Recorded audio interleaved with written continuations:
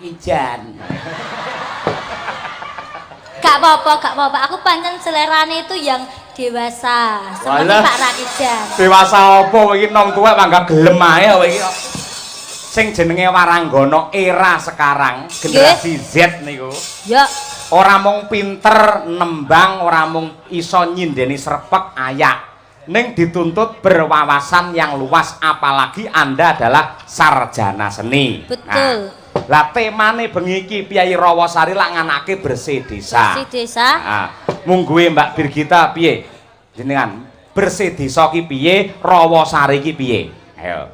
Bersih desa bahasa Indonesia mboten napa-napa nggih, Pak. Bebas nasional. Nggih saderengipun kula perkenalan riyen nggih, Pak. Boleh.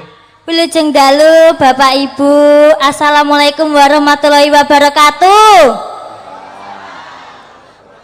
Kula niku teng mriki 2 kali, Pak. Saestu niki. Masa ta? Nggih.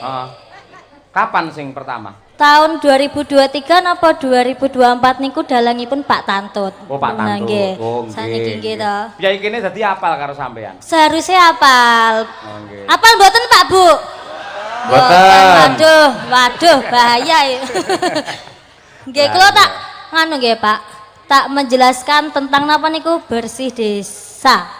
Nggih to. Bahasa Indonesia kemawon mboten napa-napa nggih, Bu. Boleh. Sing penting komunikatif. Nah, nggih. Bersih desa adalah suatu kegiatan yang dilakukan masyarakat untuk berdoa atau berterima kasih kepada Tuhannya atau kepada Sang Penciptanya dengan tujuan agar desanya ini bersih dari mara bahaya, sakit. Kok intinya desanya ben selamat ngoten Pak. Bersih desa tegese bersih lahir lan batin. Nggih. Bersih lahir tegese resik marang desane, batine atine kudu apik. Lah ngono to. Ayo, kowe iso nuturi kudune ya iso nglakoni. Atimu iku kula niku kon atine resik ketoke ya kangelan, Pak. Soale kula niku kula dilarani, Pak, karo lelaki ngono iki, Pak. Dadi kon resik ngono gak iso, Pak. Aku duwe trust isu, Pak. aja sak kaya ngono kuwi. Anane wong lanang nglarani karo sampeyan. Kuwi mesti ana sebabe. Nah ngono kuwi mesti ana sebabe. Sebabe ki apa? Atine mubeng kaya karma ki mubeng. Kowe bakal dilarani, waton kowe wani nglarani karo wong liya. Aja-aja ketoke kowe dilarani, mbiyen kulino nglarani wong lanang kowe. Ayo. Ngono kuwi. Ora, Pak, ora. Lah saiki nek aku ki misale apa jenenge nglarani wong lanang kok aku ki single terus, kok aku ki jomblo terus. Piye ngono iki, Pak? Jenengan saged jelasne mboten? Ya iso. Lah pripun? Awakmu kok ora nek sing nyedak karo kowe, kowe lan duwe pacar, sebabe aku ngerti. Lah napa, Pak? Mergo wong lanang kabeh wis trauma, ya to. Awake lemu wong lanang ki bareng dadi pacarmu iso bobote kari selawe langsungan. Lah kok ana aja ngono, Pak. Jenengane ngelek-elek jeneng kula teng Desa Rawasari ngaten iki. Mengko lek enek wong lanang sing bagus, jomblo, Joko, sugih malah ra sida nyedaki kula engko, Pak. Nuwun sewu Bapak Ibu ingkang kagungan Joko Kumala-kala. Nuwun sewu ampun nganti dientuki seneng karo Birgita. Lho. Nuwun sewu karo tikus teng sawah sik ganas niki sian. Lho, Pak, sinden sakmene biyane iki lho, Pak. Sing paling cantik iki sapa, Pak? Birgita. Kuwi lek kanggomu. Lek kanggone Cahyo Kuntanti tetep istriku Sukesi Rahayu ngono kuwi. Iya, Pak, iya. Mergo aku tipe setia ngono kuwi, Terus jenengan bangkit aku gak tipe setia ngono. Tandane yen kowe setia apa? Wanita berhidung pesek kuwi mesti setia, Pak. Heeh. Ning ngene ora mung siji tok kuwi lho tandane. Wong wedok pancen lek irunge pesek pancen setia. Nek kok capo lek nganti bathuke rada nono, kuwi basane karo wong lanang ganase ra umum. Nggih napa mboten, Pak? Oh, kuwi lho balaku akeh. Aku lagi pisan lho rene. Ayo. Ngono kuwi. Bu belanono aku to, Bu, aku pindho lho Bu rene, Bu. Iya. Ibu-ibu ya santai wong kuwi balaku kabeh kok. Desane Rawasari aja kalah karo pelawak-pelawak era saiki. Ayo. Rawasari, piye maknane? Dijabarkan. Anu ya, Pak. Rawasari, persuku kata ya, Pak. Kangelan aku golek R ngono kangelan. Dadi Rawasari, 4 suku kata betul, gitu. aku yang ngerti pacarmu papat ya, pas kuwi. Ayo ngono kuwi. Nggih. Pak. Rawasari ya. Ro apa ro? Ro saka tembung rasa syukur masyarakat Rawasari mriki kumpul tumplek blek ten mriki bapak-bapak yang bagus, ibu-ibu yang cantik dengan mengadakan pagelaran wayang ayu. Oke, iya. Nggih. Kowe iki ra ngerti marai Bir. Napa, Pak? Yai kene lak kulino nandur pari to. Betul. Dadi pari kae, lek saya isi, saya ndingkluk. Ning lek kopong duangak senengane sombong nganggep awake dhewe sing paling ayu. Sing bahayae ngono kuwi malan, ora ngono. Ya pancen wong ayu iki kudu pede kok, Pak. Heeh. Nek lek kepedenen malah didoi. Mesti sing cedak paling ya codot-codot kuwi akhire. Lanjute wo, gimana wo? Ayo wo, piye wo? Ayo. Wong tegese wong ten mriki kumpul tumplek bek seneng sanget nonton pagelaran wayang kulit Pak Cahya Kuntadi. Mugi-mugi masyarakatnya sehat, ayem tentrem, bagya mulya tur kerto raharja. Amin ya. Ya ngono, pokoknya langsung ngomong salah iki pikir keri penting tes ngono kuwi, ngono. Penting cepet, cucut ngawut kuwi jenenge ngono kuwi. Ayo ngono. Wi, wo, terus sa. Ayo. Sa. Satu bangsa. Ayo. Sa. Saka tembung sayuk rukun masyarakat Rawasari nanggap Pak Yoyok Cahya Kuntadi. Mugi-mugi masyarakatipun sami sehat sedaya, ayem tentrem, bagya mulya, tur tentrem raharja raharja. Titenan angger kentekan kata-kata mburine mesti Kertoraharja wis ta. Terakhir ri, ayo. Ri saka tembung rina wengi niku awan bengi nanggap wayang kulit niki wau nek wayang kulit. Bener. Oh, bener lho iki nanggap wayangan awan bengi to, Pak. Bener. Ditanggapne wayang kalih Bapak Lurah, mugi-mugi Bapak Lurah panjenengan sehat nggih, Pak. Mugi-mugi panjenengan mengke ampun kesupen lho, Pak, nyawer sinden nggih, Pak. Nggih, Pak, ijole foto mau lho, Pak. Ya bagus, luar biasa. Ini karep lan keinginan niat untuk wayangan bersih desa ki masyarakat kene pendak tahun renate absen ngono terus. Napa nggih, Pak? Oh iya, tiap tahun ngono kuwi. Berarti tahun ngajeng niku kudune jenengan melih nggih to, Pak? Kok iso kowe ngudokne? Lho, berarti rasa jenengan mau nek pengen panene setahun 4 kali niku dalangnya ampun ganti-ganti. Lah ngono omongane wong golek dhuwit ngono kuwi. Wis ta kowe rasa ndongakne aku, engko mbuh Pak Tantut Pak aku kowe tetep katut aman-aman kowe panggan. Ayo to, tenang ae. Kertoraharja kowe iki panggan. Ayo. Iya, ya ngono kuwi Bir luar biasa nggih. Iki lek nek pamundhut gubuk asmara. Ayo. Nggih, engko sing rada gratakan nggon mburi-mburi wae. Ayo. Gubuk asmara saking sinten, Pak? Permintaan sinten? Endi dadak goleki neh aku malian. Wah, wis kowe iki dadak takon ngono nyapon lho. Lho, ya harus dicetakne ngono kuwi, Pak. Saking Pak Rakijan. Bapak Rakijan. Piyantunipun ten pundi niku Bapak Rakijan? Yang mana, Pak Bu? Pak Rakijan, biasanipun gubuk asmara niku nyawer 500.000 lho, Pak. Kok sik to? Kowe iki jane sinden apa kotak amal? Ora. Ya Pak ya. Wis diparingi iki lho, kowe ngisin-ngisin iki. Ndi, Pak? Wah, lah iya ndi nekno? Sing nyanyi sapa? Lho, nun sewu Jer Basuki mawa beya urung nyanyi njaluk dhuwit cara ngendi. Lah mengke sing nyanyi sapa, Pak? Awakmu. Lah iya ya wis berarti ndi, Pak? Nyanyi apa urung? Dereng. Ya urung ya dhuwit nang kene ora. Pak, Pak. Ben karo dhuwit ngiyip ora senengane. Ya ben to, Pak. Pancen ya wong wedok iku kudu ngono kuwi. Iki pokoke 150. Engko lek apik kabeh tak nehne awakmu. Nek sing kleru ya 100. Wedene kok ora apal. Engko ya wis kari 50 tok. Berarti nek apik kabeh berarti jenengan tambahi 50.000. Nek apik kabeh jenengan tambahi 50.000. Gur 50.000 ora masalah, tak tambahi 150 nih gajimu sesuk tak sudah 150. Ya licet iki, Pak. Licet basa Kediri, licet. Lowet cetok kowe mari ya. Lowet. Licet akhirnya licet. Contohnya nih lho, Mbak Dian nih lho, luar biasa, kaget lho. Sing jenenge Patet Jingking iki slendroe angel lho. Dhek pelok lho, angel. Lho Pak, Mbak Tuti lho, Pak, biasane. Patet Jingking apike kaya ngono lek ning omah ora kena jengking angel model ngono kuwi. Ayo. Rukuk ya rukuk. Rukuk lan jengking. Ayo ngono. Ngibadah. Ya. Ya. Ajenge regol. Iya. Sesuk bengi tik regole awakmu sing buka rek. Sesuk nang pundi, Pak? Sesuk nang Mayang. Ayo. Ya pucunge.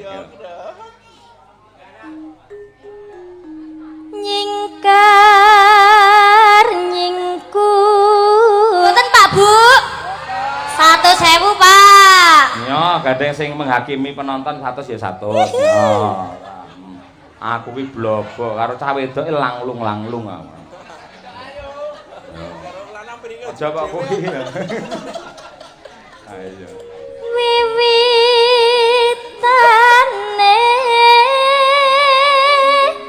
nyingkar nyingkur.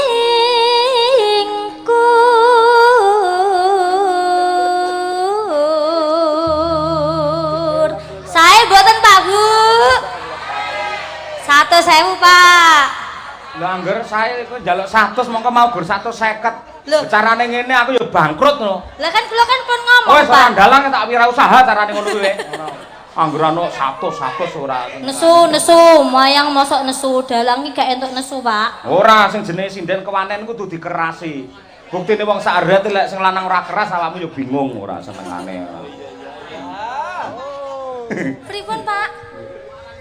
Pak Rakijan, ya Allah Pak Rakijan panjenengan bagus banget. Alah. Kaya Pak gatelen. Rakijan, sugeng dalu Pak Rakijan. Iya. Pripun Pak Rakijan? Pripun panjenengan nggah teng panggung napa? Oh nggih, pripun? 500.000 Pak Rakijan. Boten Pak, boten. Pak Rakijan jenengan muncule kok jeruk-jeruk ngono kaget ya aku. Ha iya. Nggih. Nggih kula lanjutke nggih Pak Rakijan, mbok menawi mengke panjenengan ajenge nembang bareng kula napa mbeksa teng mriki nggih mboten napa-napa. Nggih. Tapi ampun kesupen nggih Pak Rakijan 500.000. Ha iya. Piye ngono kon entuk pacar wangger wong ditawani lho. Ha iya wis. Yen ke mutan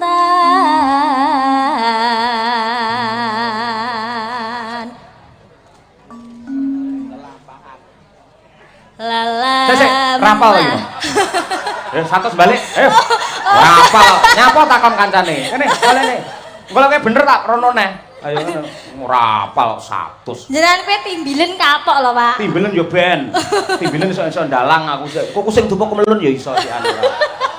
Lah kowe salah kok mau aturane ngono lek kleru. Ora salah, Pak. Lali lirike. Iya, lek ra dilekne lah ya salah akhire. Ya ora. Engkel ora. Lelampahan kang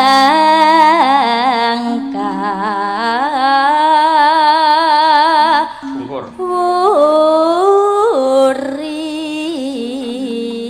Ora kena digosokke. Sae mboten Pak Bu. Sae. 100 Pak balikno. Iki jane iki mindring apa sinden ora. Nyo. 100. Mulai salah tarik neh lho. Gak. Pak Rakiman duitnya dijaluk Pak Dalang. Yo, dikae dhuwit lali yo rakiman Pak Rakijan kok. Iya. Alah kaca Siti ya, Pak. So ning YouTube lek dadi bintang terkenal jenengmu kudu kok tambahi. Napa, Pak? Birgita Ayu ki wis apik lho, Pak. Oh, tambahin neh. Napa? Birgita Ayu Rakijan. Mergo sing marai lancar iki Pak Rakijan. Lah ya, mergo gubuk asmarane Pak Rakijan. Aku bar iki dijuluki Ratu Gubuk Asmara, Pak. Ratu e gur ning gubuk e apa? Tangani semut malah ora. Oh, bener kowe Ratu Gubuk bener kowe. Nah, iya. Akeh kowe.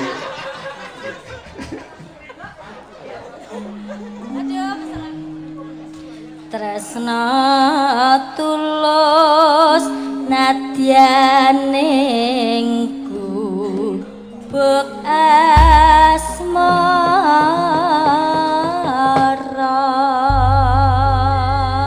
Nyo timbang kok jaluk neh sah pisan. Yuhu, Asli kok Pak Rakijan ya 150 kuwi. Matur nuwun nggih Pak Rakijan yang bagus sendiri. Nggih. Kalajengaken tembang gubuk asmara ingkang badhe dipun kumandangaken dening karawitan Madangkara sindenipun Birgita Ayu Rakijan. Gak apa-apa. Aku pancen selerane itu yang dewasa. Seperti Walah. Pak Rakijan. Dewasa apa kowe iki nom tuwek mangga gelem ae kowe iki. Ya apa ora eling sing ning Surabaya? Ayo. Loh, ki meng aku isuk ditelepon anggitmu, Pak. Ora takon aku. Arek, Pak. Monggo gubuk Asmoro bersama Madangkara. Selamat sukses untuk Desa Rawasari. Ditembangkan oleh Sinden Birgita Ayu.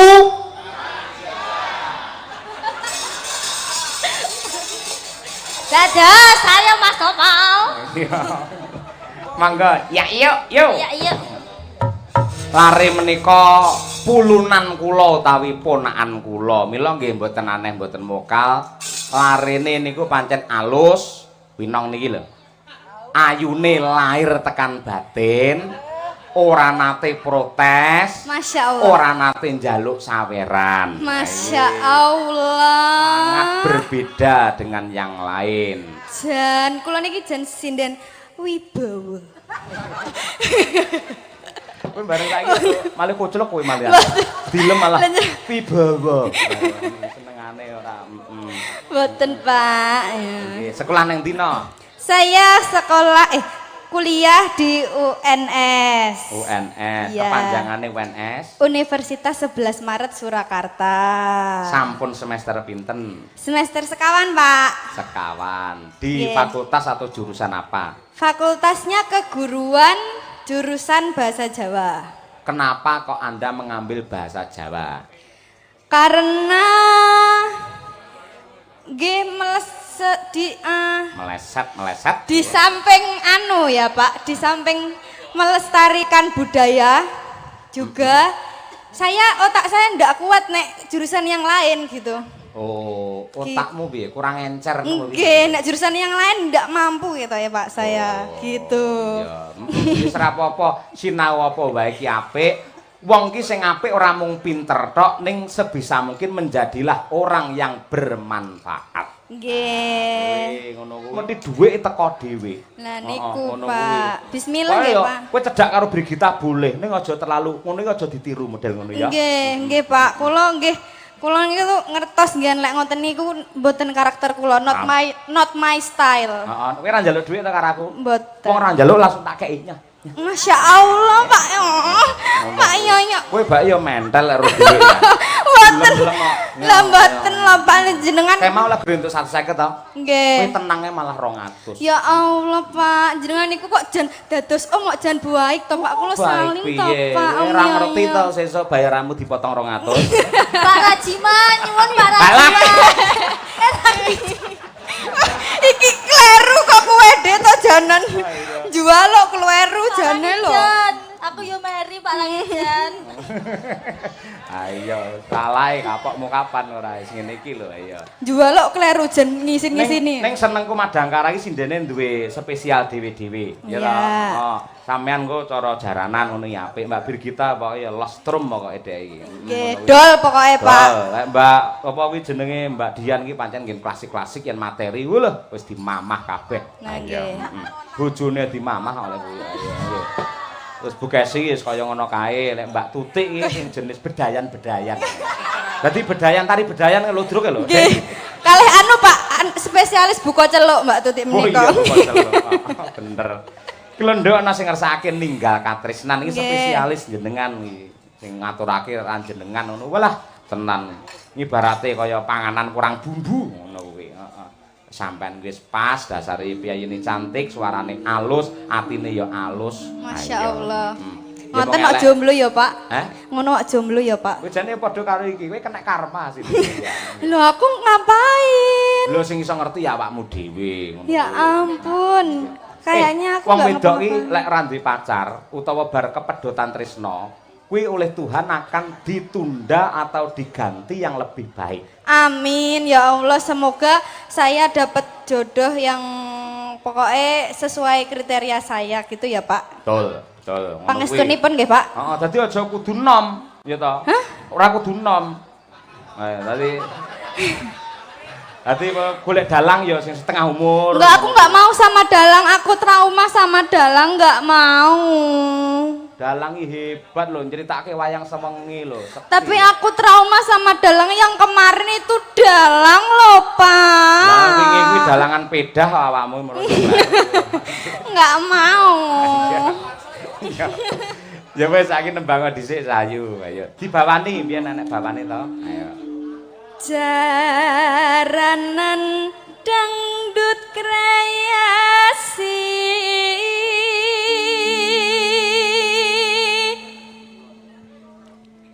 rineng koindaing beksa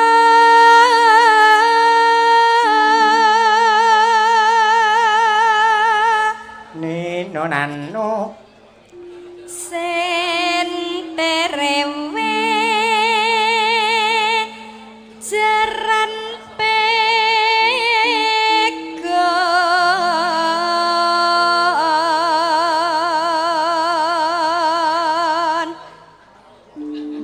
luas gemas nuju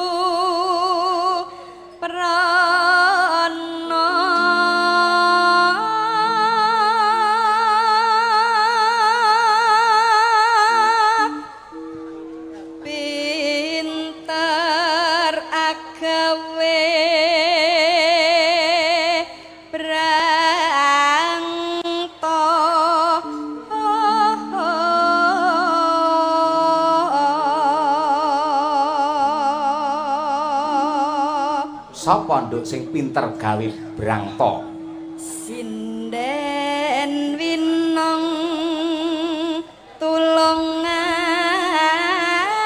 aku gal tresno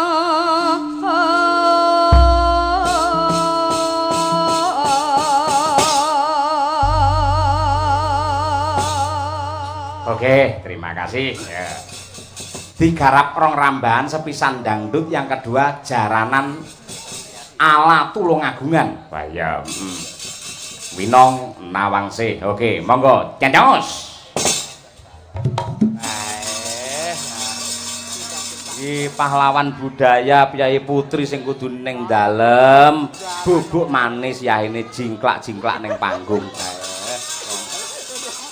Nduk dan luar biasa. Muga-muga sinden-sinden lagi labuh dharma marang budaya kuwi ora mung entuk tali asih sekedar saweran, ning bener-bener entuk anugrah saka Gusti, sampean keluargane esuk kagungan putra ya bener-bener becik sak kabeh. Ya. Keringetan nong. Keringetan masalah tak lapi ngae iki piye? Piye? Iya. Ya, lapai dhewe. Apa ya, Pak? Kan ponakan. Heeh, ora apa-apa. Kita kan ya anu satu tim to gitu, nek bedane, heeh. Ya Allah kok wangi banget sih, Pak. Wangi piagap kuwi monggo ya ngene. Wis. Sampun. Terima kasih. Ayo. Winong Nawangse. Si jingkas. Ya, upamane ora upama ki tenan iki. Ya. Lewung. Mbak Triastuti bersama Mbak Dian Munasiroh. Dasak iki. Nah, wiwite mau liburan setengah 11 nganti jam 12 pas. Ayo. Toto. Yo berdiri berdua. Ayo.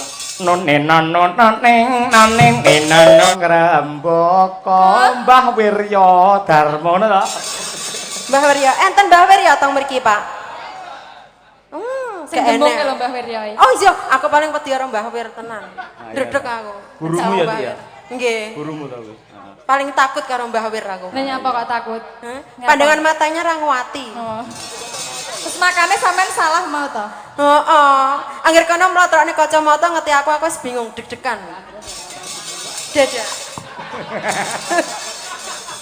Ndek wingi niku lho, Pak. Apa? Pas napa nggih palaran Gatotkaca niku lho. Oh iya. Kata sang Gatotkaca. Dadah. Neng ngono. Kula kinten jenglengan, kula nggih mboten senggak to. Terus tanglet Mbah Wir. Mbah piye? Dadah. Niku mboten ngertos napa mboten disenggaki lho. Oh, gak mudeng. Spesialis dada Mbah Wir.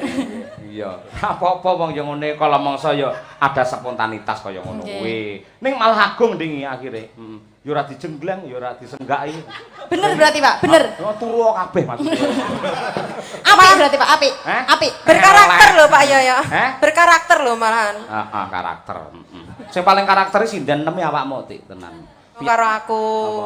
Ya samane eling aku ya ono yahene lho. Gabung karo jenengan, resnani jenengan, lahir batin tulus, ora duwe rasa piye-piye. Sampane kudune ya rada sayang karo aku. Ora ngono kuwi nek enek sing anyar terus lali to karo sing tuwa. Ngapa awakmu? Lah kuwi awakmu tak omongi ra gelem. Rambutmu aja kok semir abang. Nggih, terus awakmu nekat kok semir. Padahal kula mboten nek dikandani lho Pak Yoyo. Tak kira kowe sinden agi e, bae gigi sing teko ora. Lah wong kula niku nek dikandani malah nantang lho. Wah iya kaya ngono. Emoh pokoke aja nek sing nglurui aku, sakarepku. Iya. Pancen kuwi sinden liar awakmu kuwi ora. Nggih. Wis nyanyi Pak omong e. Nah iya. Duwe lara omong soalé. Heeh. Ora iso mingkem. Wis nyanyi. Iya ya nyanyi kok. Din, mau perjanjiannya ora ngono lho. Lah piye? Perjanjiannya mau ngocesek lho, Din. Iya. Ya weh mara-mara rono ngono barang kok jare kok.